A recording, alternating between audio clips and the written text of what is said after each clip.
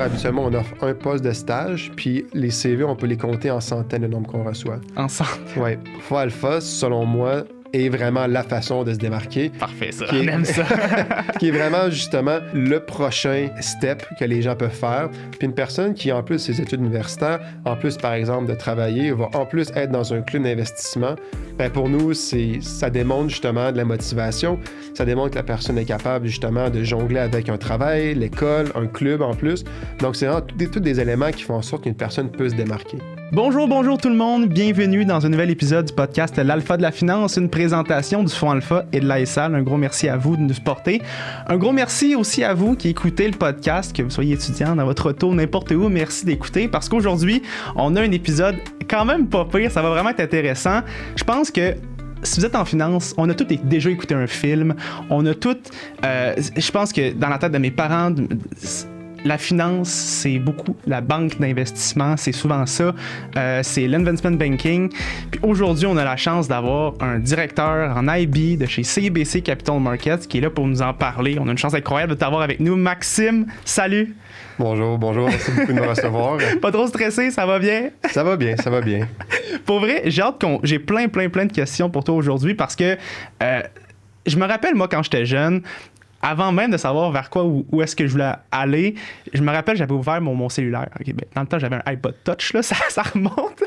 Puis là, j'avais pris ma plus belle page Google, puis là, je scrollais, puis j'avais vraiment tapé, c'est quoi les métiers qui gagnent le plus dans la vie, tu sais?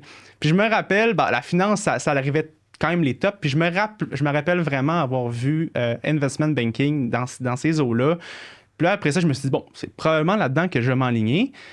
Mais rendu à l'université, j'ai eu la réalité de la vie. C'est difficile d'avoir un stage là-dedans. C'est difficile d'avoir cet emploi-là dans ce domaine-là.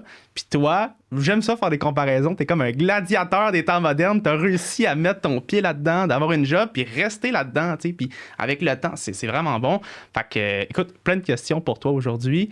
On va parler vraiment de ta carrière, mais aussi c'est quoi travailler là-dedans, avoir des stages là-dedans. Ça ressemble à quoi les entrevues en IB? On va parler aussi c'est ça, le day-to-day, c'est quoi? Mais juste avant, présente-toi, de où tu viens, qu'est-ce qui a fait que tu es rendu là aujourd'hui, un peu ta carrière, ton parcours? Parfait. Donc, je viens de l'Université Laval. Donc, moi, je suis né à Québec, j'ai grandi à Québec.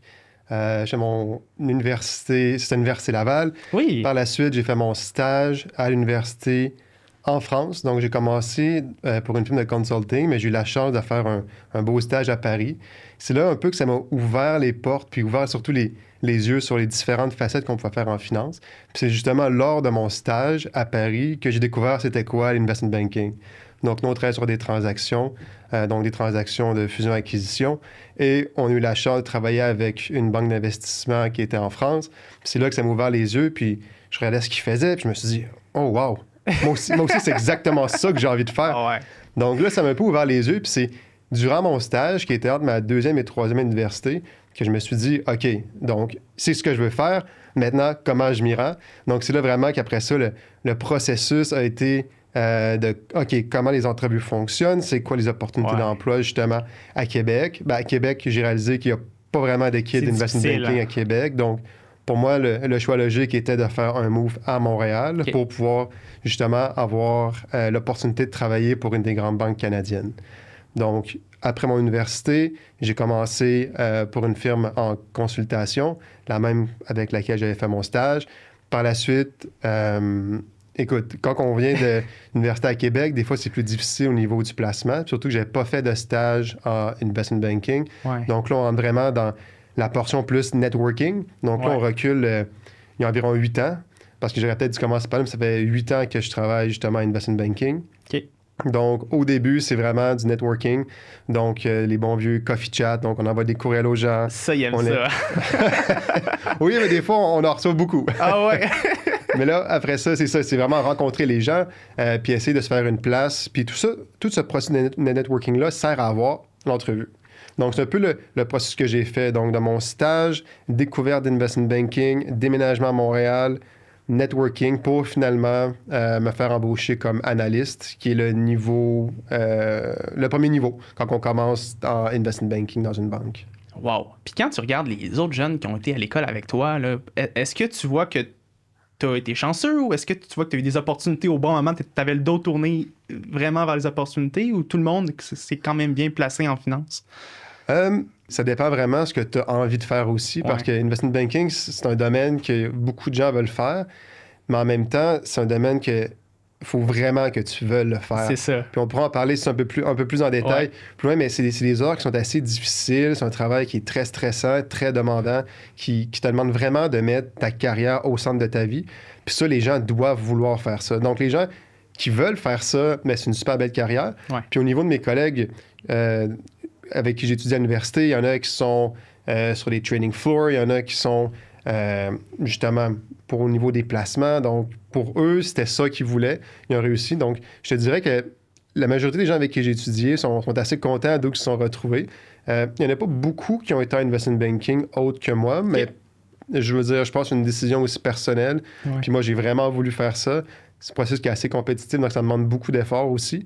Donc, je pense que c'est un peu le désir de vouloir réussir, mais aussi le désir de mettre les efforts pour y arriver, étant donné que c'est un domaine qui est assez compétitif, surtout venant d'université qui n'est pas située à Montréal, qu'on s'entend que l'alumni est peut-être un petit peu moins fort que l'autre université, mais bon, je suis à l'Université Laval, je suis rendu là, donc maintenant, il y en a un peu plus. Parlons-en de l'investment banking. J'ai la misère à le dire, c'est un mot compliqué, ça. L'investment banking, c'est quoi? Mettons, pour les personnes qui nous écoutent, puis pour moi, c'est un peu flou. Ça ressemble à quoi un peu? C'est quoi les différentes branches là-dedans? Là? Oui, donc si je parle investment banking vraiment au niveau de ce que moi je fais, on pourrait le séparer en 4 grandes catégories. Okay. Donc, le premier, c'est ce qu'on appelle M&A, qui est Mergers and Acquisition. Donc, ça, on parle vraiment de fusion d'entreprise. Un peu ce pourquoi investment banking est le plus reconnu. Donc, compagnie A va acheter compagnie B, donc on va faire appel à des banquiers. Okay. Puis nous, on travaille le groupe ACBC dans lequel je suis. Nous, c'est la couverture du Québec. Donc, nous, on travaille aussi sur des transactions qui sont, on va dire, l'autre bord de la frontière ou des transactions qui sont aussi dans le reste du Canada. Mais nous, vraiment, notre couverture principale sont les clients de Québec. Pas uniquement Montréal, mais vraiment la province de Québec. OK, parfait. Donc, nous, ça, c'est notre couverture. Donc, M&A, c'est ce qu'on fait le plus, mais il y a aussi, on va dire, d'autres services. Donc, on va avoir aussi DCM, qui est Debt Capital Markets. Donc, compagnie publique, par exemple, qui aimerait avoir qui voudrait lever de la dette. Donc là, ici, je ne parle pas que la banque prête de l'argent, mais je parle vraiment que nous, on agit un peu entre comme agent au milieu. Donc, on va avoir la banque, on va avoir, pardon, la compagnie, on va avoir les investisseurs institutionnels, puis nous, on va être au milieu, un peu comme, on va dire, un agent immobilier, si je peux faire une comparaison pour simplifier les choses. Donc, on va justement être l'intermédiaire entre les deux. Donc, la compagnie va venir nous voir, puis nous, on va les aider justement à trouver des preneurs pour leurs dettes. On a une autre branche aussi qui est ECM, Equity Capital Markets. Okay. Donc, ça ici, c'est tout ce qui est IPO. Donc, ici, on parle des entrées en bourse, une compagnie qui est privée, qui veut se faire lister, on va dire, sur un marché. Donc, on est nous voir. Nous, ce qu'on va faire, c'est un prospectus, qu'on appelle. Okay. Donc, c'est du marketing material. Donc, la compagnie, on va la décrire. Pourquoi les investisseurs devraient investir? Qu'est-ce qui la différencie? Là, après ça, on s'embarque dans puis là, je simplifie quand même pour que ce soit simple. Un marketing roadshow. Donc, on va, avec une présentation qu'on va faire, on va aller se promener, puis on va dire aux investisseurs, voici pourquoi vous devriez acheter ou participer, on va dire, à cette IPO-là pour telle raison. Donc, là, tu lèves de l'argent, autrement dit, là-dessus. Exact. Donc, c'est ça. Nous, ce qu'on va faire, c'est que la compagnie va aller chercher du financement, mais au lieu d'être au niveau de la dette, bien, qu'est-ce qu'ils vont faire, c'est là, on va dire de l'équité. Donc, ça va être plus de l'équité qu'ils vont vendre pour que par la suite, la compagnie devienne publique, par exemple, ou sur le marché à Toronto. Et finalement, donc, j'ai parlé de M&A. Donc, M&A, on va dire, c'est un groupe, on va dire, de produits. Okay. DCM, ECM, c'est des produits, mais qu'est-ce qu'on a aussi des groupes de couverture. Donc, nous, à Montréal, on fait beaucoup de M&A, mais on se considère plus comme un groupe de couverture. Nous, on couvre les clients du Québec. Je fais un parallèle, peut-être à Toronto, c'est des banques qui sont vraiment plus grosses. Donc, nous, CBC, on est beaucoup plus gros à Toronto qu'à Montréal. Et à Toronto, par exemple, on va avoir un groupe qui va faire de la couverture pour les produits miniers. On va avoir un groupe qui va couvrir uniquement les clients dans le domaine de l'immobilier, uniquement les clients dans diverses industries comme ça. Par toute leur industrie ont leur spécificité. Okay. Donc, c'est important justement qu'on ait des gens qui vont apprendre une industrie en particulier pour développer cette expertise-là. Donc, je pense que ça résume un peu les grandes... Puis, tantôt, tu disais quand on va voir les investisseurs. On s'entend, les investisseurs que vous allez voir, c'est pas des personnes comme moi, là. C'est des grosses institutions, c'est des banques. C'est qui ces investisseurs? C'est des investisseurs institutionnels. Ok, Par exemple, ok, on peut aller voir un fonds de pension, on va leur dire, Ok. OK, on a, exemple, X millions de dollars de cette IPO-là. Ouais. Est-ce que vous seriez intéressé, oui ou non? Voici pourquoi vous devriez l'être. Ok, c'est Puis là, ça, c'est justement nous, en tant que groupe de couverture, on va préparer, on va dire, les présentations, les choses comme ça. Mais c'est là que le groupe de ECM entre en jeu, Equity Capital Markets. Puis ça, nous, on a une équipe à Toronto. C'est eux qui vont s'occuper vraiment un peu de la relation avec les investisseurs institutionnels. Donc, eux, ils vont dire, OK, ben, ils ont les relations. Nous, c'est plus au niveau du développement de l'histoire, parce que c'est important, justement, quand on a une compagnie qui est privée, oui, le nom va être connu, mais des fois, les gens ne comprennent pas pourquoi ils devraient investir dedans. Donc, nous, le but, c'est vraiment de simplifier l'histoire, puis de mettre de l'avant les points qui la différencient des autres, puis vraiment de l'amener à un niveau que les gens vont être intéressés, puis qui vont dire, OK, moi, je vais faire partie de cette compagnie-là pour X, Y, Z raisons. OK. Donc, nous, notre métier, c'est ça, c'est de construire l'histoire, puis de vraiment mettre la compagnie de la mettre sur son meilleur jour. Wow. Puis, toi, dans ton rôle, t'es directeur, qu'est-ce que tu fais? Tu chapeautes l'équipe? Ça ressemble à quoi? Ouais. Ben, je pense que la meilleure façon de l'expliquer serait peut-être de commencer en expliquant les différents niveaux. Ouais. Donc, si je prends l'exemple de CBC, parce que à travers différentes banques, des fois, les rôles, le nom des rôles change un petit peu. OK. Donc, à CBC, quand on commence, on va dire on est stagiaire. Donc, les gens qui sont à l'université, qu'il leur reste au moins une session. Nous, on a un processus qui est toujours fait 1 an d'avance. OK. Donc, habituellement, pour, on va dire, 2026, ben, on a fait les processus il y a 1 mois. Fait que les gens, ils s'embarquent dans le processus environ 1 an et quelques mois en avance. Donc, on est stagiaire. Si tout va bien, puis habituellement, c'est le cas, donc on a quand même un très haut niveau, on va dire, de return offer. Donc, la personne fait son stage. On embauche un stagiaire par été. La majorité du temps, la personne, ça va très bien, il se démarque. Donc, il y a une offre pour un full-time. Donc, il revient après ses études en temps plein. Donc, nous, c'est vraiment le processus de recrutement qu'on préfère. Par la suite, la personne est analyste. Ça dure 2 à 3 ans. Après ça, elle monte niveau associé, environ 3 ans aussi. Directeur, après 3 ans. Puis là, après, les niveaux, ça dépend. On parle de peut-être 3 à 5 ans. C'est plus des niveaux qui sont aussi prédéfinis. Donc, c'est pas 2 ans, 2 ans et demi, tu montes. Là, après, il y a plusieurs facteurs qui viennent en ligne de compte. Donc, moi, au niveau directeur, mon travail, c'est de chapeauter le travail des associés et des analystes. Wow, OK. Et au-dessus de moi, il y a 2 autres niveaux. On a le niveau directeur exécutif, puis on a le niveau aussi qui est le managing director, qui va être le niveau, on va dire, le plus élevé avant de chapeauter, on va dire, une division. Donc, mon rôle se situe vraiment entre les deux.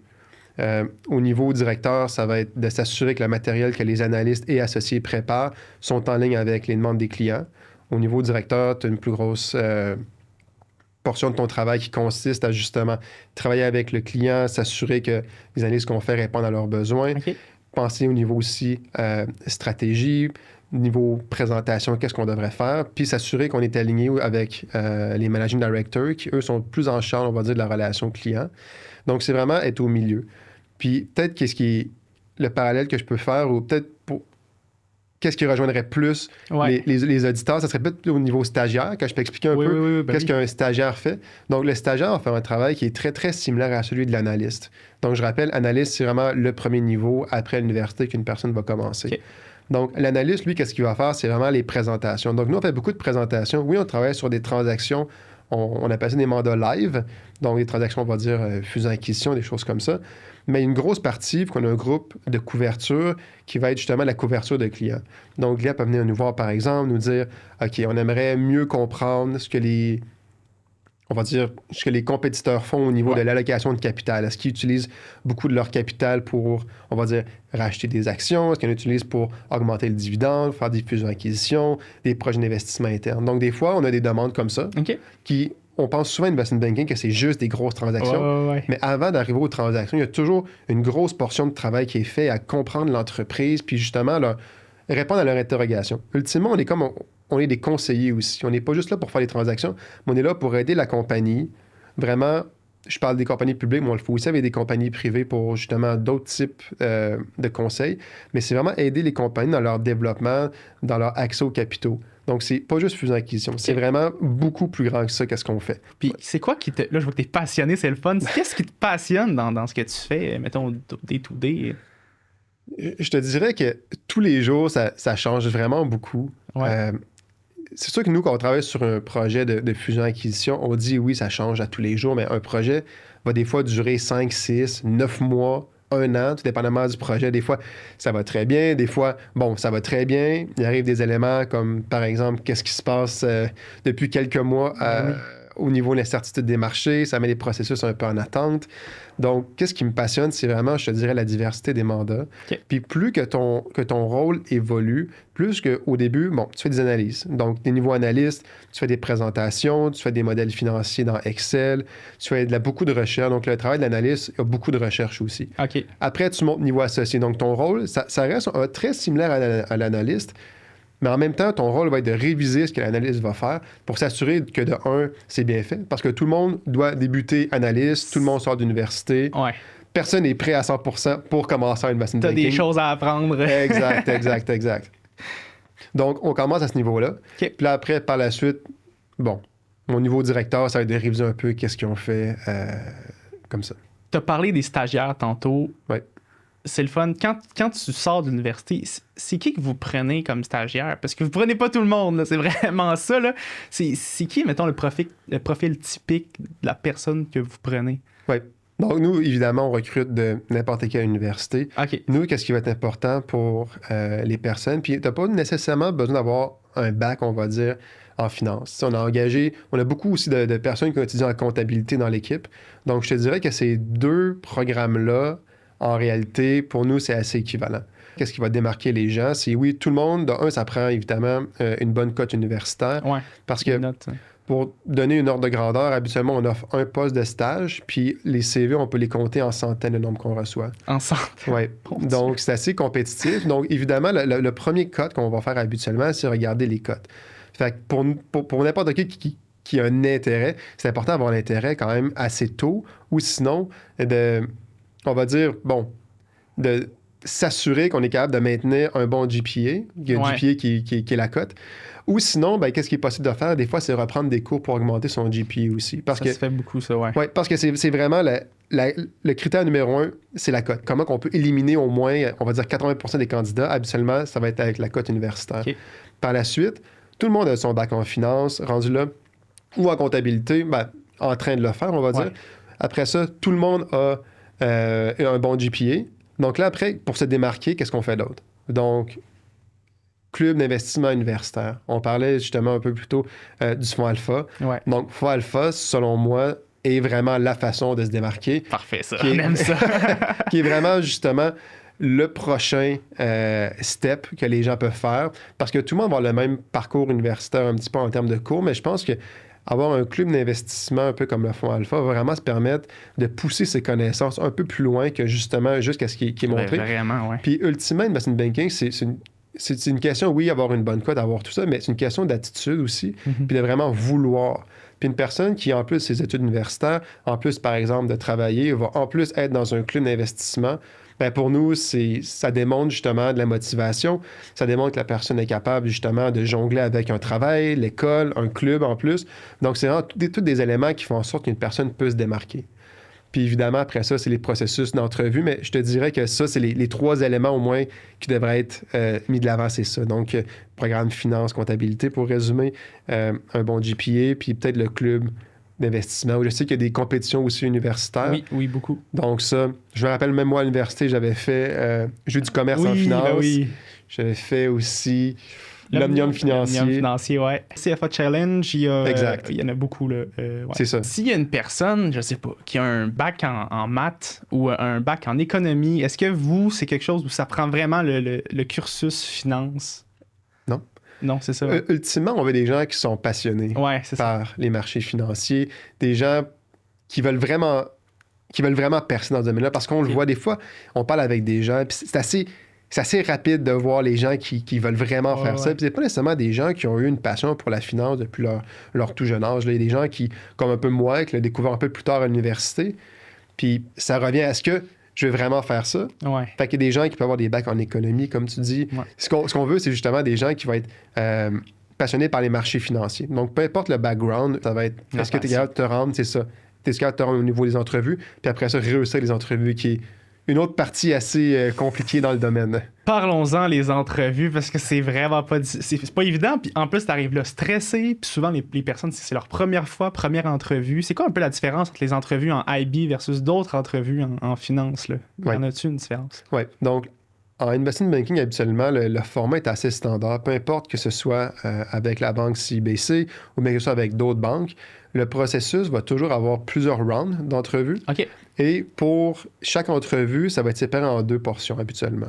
Donc, il y a une portion qui va être, si on prend un exemple, une entrevue qui va durer 30 minutes, pour donner juste une idée. Yes. La moitié, donc 15 minutes, va être, OK, parle-moi de toi, parle-moi de ton CV, comment tu te démarques par rapport aux autres. Puis un peu les questions, on va dire, classiques d'entrevue, force, faiblesse, comment tu décrirais dans un groupe, t'es quel type de personne. Okay. Donc, vraiment apprendre à connaître la personne, puis justement laisser l'opportunité à la personne de vendre son profil. Donc, puis évidemment, Montréal, c'est des petits bureaux pour la majorité. C'est important de voir qu'il y a un fit avec la personne.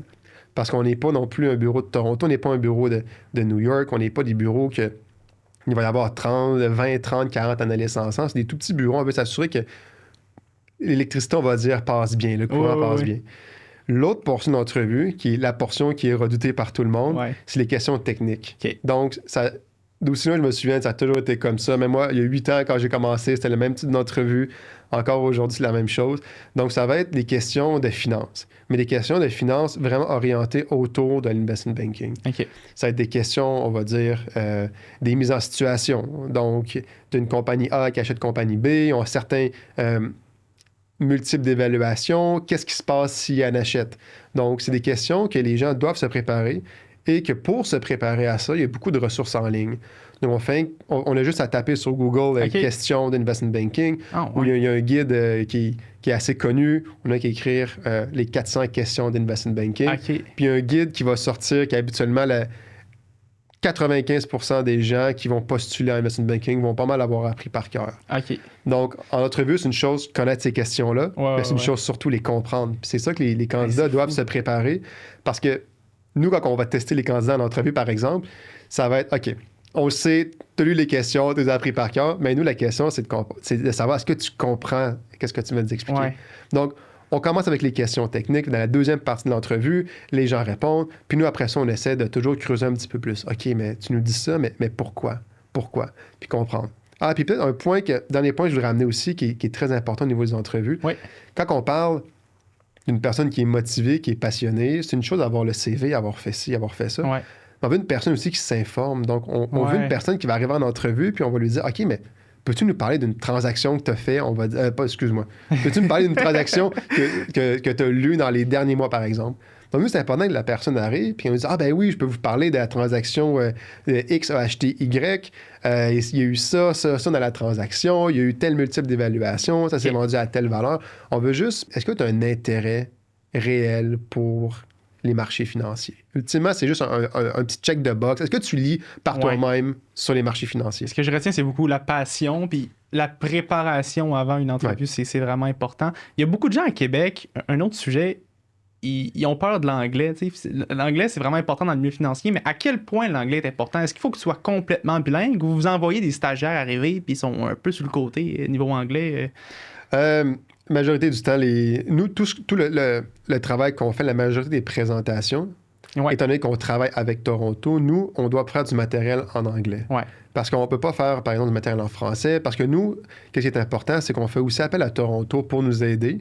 Puis vice-versa, c'est un travail d'équipe, ultimement. Donc, nous, pour s'assurer que tout le monde puisse communiquer ensemble, on n'a pas le choix de faire le matériel en anglais. C'est ça. Sur les appels, on va avoir des gens, justement, de Toronto, des gens, justement, de l'autre côté de la frontière aussi. Donc, on doit avoir une bonne compréhension de l'anglais, c'est certain. Donc, la personne doit être bilingue. Quand je dis bilingue, ça ne veut pas dire de ne pas avoir d'accent quand on parle en anglais. Moi, je viens de Québec, donc évidemment, j'ai un accent quand je parle en anglais. Donc, c'est vraiment d'avoir une compréhension, être capable d'écrire en anglais, puis d'être capable de comprendre, puis de pouvoir dialoguer. Parce qu'on a des clients, des fois, qui vont juste parler en anglais, même si on est à Montréal. Donc, c'est important d'être capable d'être à l'aise aussi en français qu'en anglais. Donc, c'est important. On a parlé tantôt du GDP, la note, en fait, là. Ouais. Est-ce que, mettons, quelqu'un qui a une moins bonne note, mais qui a un contact à travers l'entreprise, va avoir plus de chance, ou vraiment la note, c'est ce qui démarre, là? Je te dirais la note. OK. Puis on essaie, c'est ça, le plus possible, là, puis c'est un peu comme ça partout. On veut des processus qui sont fair. Les gens travaillent tellement fort pour se rendre là. Ils font tellement d'efforts qu'on veut vraiment donner la chance à tout le monde, puis on veut voir les personnes qui vont vraiment se forcer pour y aller. Je pense que les gens peuvent faire une carrière extraordinaire en investment banking. Ouais. Moi, ça fait déjà 8 ans. Quand j'ai commencé, je ne savais pas trop combien d'années j'allais faire. Je me suis dit, j'y allais année par année. Mais j'ai tellement aimé ça, puis j'aime encore aujourd'hui, j'adore ça encore. Je veux dire, pour moi, c'est vraiment une belle place que tu fais à ta carrière tout le long. Là. Ce qui n'est pas évident souvent, c'est que, mettons, tu es dans une association étudiante, tu t'impliques beaucoup, c'est clair que tu as moins de temps pour étudier, c'est clair que tu as moins de temps pour tes examens, tu sais. Mais au bout de la ligne, ce que les employeurs à date me disent beaucoup, c'est la note est hyper importante. Fait qu'à un moment donné, il faut-tu trouver l'équilibre ou c'est pas évident là, de... Qu'est-ce qui est le plus pondéré selon toi? Je suis d'accord. Faut trouver l'équilibre, mais ça revient un peu, si je peux faire un parallèle avec investment banking. En investment banking, un analyste ne va jamais travailler sur un seul projet. Ouais. Il va travailler sur plusieurs projets. Ouais. Donc, une personne qui est capable de jongler avec ses associations étudiantes, son fonds d'investissement, ses notes, son travail, c'est exactement le multitasking qu'on recherche, qu'on pourra transposer à investment banking. C'est bon, ça. Donc, une personne, oui, c'est difficile de tout faire en même temps, mais ce ne sera pas plus facile au travail. Honnêtement, ça va être encore même plus difficile au travail parce qu'on n'est plus dans un contexte, on va dire, académique. Il y a des vrais clients à l'autre côté. C'est plus des cases. Donc, une personne qui est capable de le faire dans sa vie personnelle à l'université va être capable de le transposer dans sa vie professionnelle. Donc, pour nous, c'est vraiment juste, on va dire, un bon badge de réussite. Ouais. Parce qu'une personne, puis je te comprends aussi, des gens, justement, à l'université, des fois, qui ont pas besoin de travailler, qui peuvent juste étudier, d'autres personnes qui doivent travailler aussi en même temps. Donc, il y a ça aussi que quand on parle comment que certaines personnes peuvent se démarquer aussi en entrevue. Il y a ça aussi, c'est nous, qu'est-ce qu'on recherche? Une personne qui est capable de multitask. Donc, une personne qui a travaillé entre, on va dire, 10 et 15 heures par semaine, on va dire, fait son samedi-dimanche, il va à l'université la semaine. Ouais. Donc, ça aussi, c'est des bons selling points pour vraiment tout ce qui est multitasking, puis une personne qui est capable de travailler fort aussi. Okay. Donc, il y a une façon de spinner ça aussi. Puisqu'on ne veut pas non plus une personne qui a 4.3 sur 4.3. Ouais. On veut une personne qui a su montrer les efforts à l'université, qui a été capable de performer, malgré toutes ces choses-là, puis on comprend que c'est pas toujours facile, parce que tout le monde a une situation qui est différente, mais ultimement, on doit faire un tri, comme je te dis, si on a des centaines de CV, on doit mettre une ligne à quelque part, on peut pas passer à travers les 300, prendre des hypothèses, peut-être cette personne-là travaillait ou travaillait pas, c'est que c'est très compétitif, on est conscient, mais c'est accessible à tout le monde. Okay. Puis je veux qu'on parle aussi du pouvoir du networking, le réseau. On se fait tellement dire, va prendre du café. On dirait qu'il faut que tu aimes le café en finance. Moi, j'aime le thé, je suis faite. Là. Ça marche aussi. Prendre des cafés, est-ce que ça l'aide? Aller voir directement, écrire sur LinkedIn, salut, puis tu vas prendre un café avec la personne. C'est sûr que ça doit aider dans le processus. Ouais. Ça aide à 100% parce que nous, la façon que ça va fonctionner, on a une liste de plein de candidats. Puis ce qu'on va toujours garder un peu on the side, c'est une liste des rencontres. Donc, il y a un tracker, un fichier Excel. On va voir, OK, telle personne a pris un café avec telle personne. Comment ça a été? Est-ce que vous le recommanderiez ou non? Donc, nous, on essaie de maintenir une liste. Donc, on arrive vraiment au processus d'entrevue, on va dire de sélection pour les entrevues. Puis on a déjà des fois des listes préliminaires. Donc, on reçoit les CV. Donc, c'est plus facile.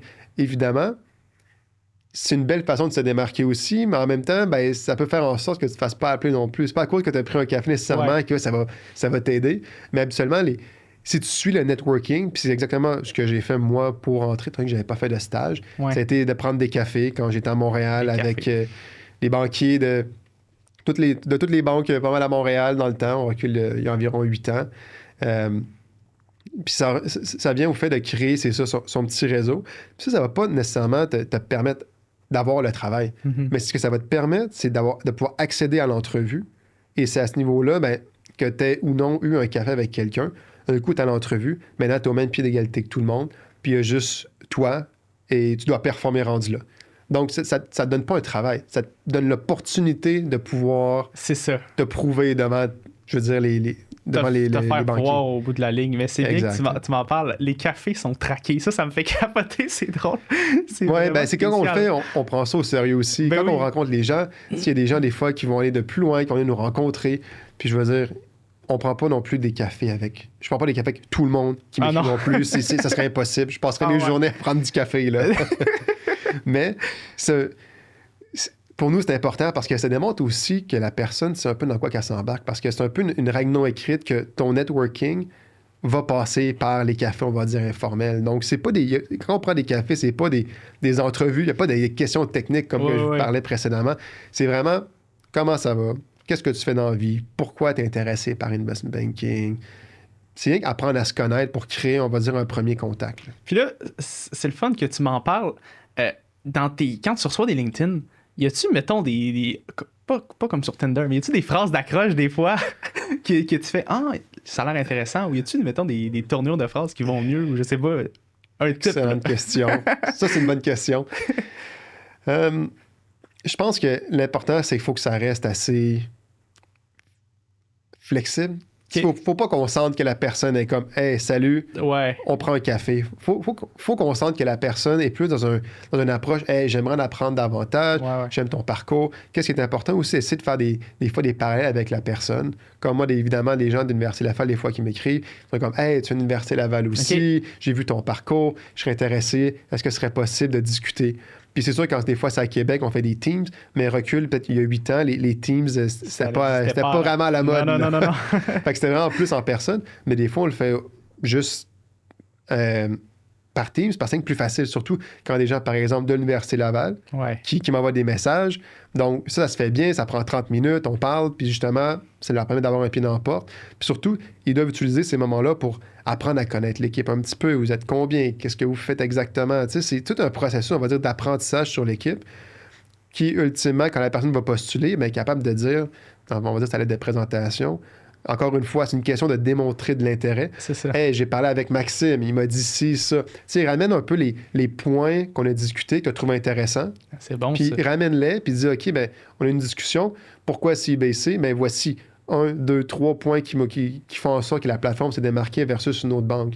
Puis je veux dire, les personnes, quand on est networking, devraient faire ça avec toutes les banques. C'est fort, ouais. Je veux dire, quand j'ai commencé il y a longtemps, ben, je prenais des cafés avec des gens de la Banque nationale, pris des cafés avec des gens de la Banque Scotia. Tu sais, ultimement, tu commences, puis tu vas un petit peu partout. Puis c'est juste pour toi aussi, juste mieux comprendre comment ça marche. Ça, c'est des méchants bons points. On garde ça en tête, c'est vraiment bon. Maintenant, je veux qu'on parle, on le dit souvent, là, en IB, il faut travailler. On travaille beaucoup. Est-ce que tu peux nous en parler plus par rapport à ça? Oui. Donc, les heures, c'est sûr que ça va être des grosses heures. Donc, on parle investment banking, juste pour que ce soit clair. C'est pas, on va dire, du 9 à 5. Des fois, on pense, les banques, c'est fermé le week-end, c'est fermé le soir. Mais quand on parle d'une division comme investment banking, c'est pas justement un comptoir, on va dire, à la banque CIBC du coin. C'est vraiment dans des bureaux. Donc, il n'y a pas vraiment d'heures fixes. Donc, habituellement, nous, on va rentrer à 9 h le matin. Tout le monde s'enligne. Les gens arrivent entre 8h45 puis 9h15 environ. Par la suite, la journée continue, mais on ne sait jamais vraiment quand on va terminer. Puis ça dépend toujours aussi des transactions, dépend du travail qu'il y a à faire. Des fois, il y a moins de travail à faire, les gens vont partir plus tôt. Des fois, il y a plus de travail, bien, les gens vont travailler en soirée. Okay. S'ils ont beaucoup encore de travail, ils vont travailler le week-end aussi. Donc, on ne parle pas d'horaire fixe. C'est pas le seul emploi qui va avoir beaucoup d'heures, mais c'est un emploi qui est demandant, autant que certains domaines, on va dire de la médecine à un autre niveau, autant au niveau du droit qui va être à un autre niveau aussi. Fait que ça dépend vraiment d'un peu ça, mais c'est pas un travail de 9 à 5 définitivement. Là. C'est sûr que le salaire doit venir aussi avec une charge de travail qui est plus grosse, puis c'est normal aussi, comme médecine ou comme avocat aussi. Ça... Exact, c'est ça. C'est ces emplois que je considère qui sont assez payants. Mais la contrepartie, c'est que c'est beaucoup d'heures. Puis qu'est-ce qui est plus difficile aussi, c'est pas une question juste d'heures, mais c'est une question aussi d'incertitude. Parce que tu peux, par exemple, te planifier, on va dire, un bon souper le vendredi, mais vendredi à 4 heures, un client a une demande, ce qui fait en sorte que tu dois annuler. Donc moi, peut-être au début de ma carrière, c'est ça que je trouvais le plus difficile. En même temps, j'en étais conscient, je savais que ça s'en venait. Mais c'est une chose quand, par exemple, tu organises un souper avec tes amis le vendredi, tu sors de l'université, tu as enfin commencé à travailler. Ben oui. Mais bon, quand tes amis, après quelques mois, ils vont comprendre que quand tu planifies un truc, des fois, il y a toujours un « mais, OK, Peut-être que oui, mais c'est toujours un peu comme ça. Est-ce que t'en vois beaucoup de monde, mettons, après 2-3 ans qui quittent le secteur, ou c'est quelque chose de fréquent, ou quand tu rentres là, tu restes parce que t'es content d'être là puis tu restes longtemps?